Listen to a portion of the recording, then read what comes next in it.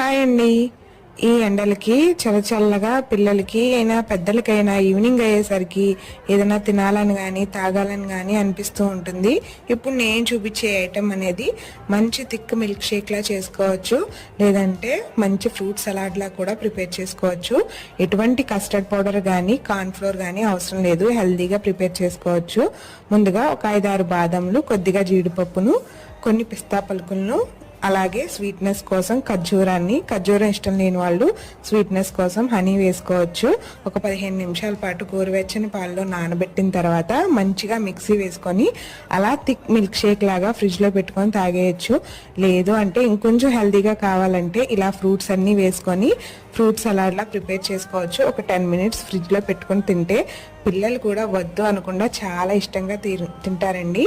Try చేయండి, taste చేయండి. అలాగే వెళ్తూ ఛానల్ని లైక్ చేసి సబ్స్క్రైబ్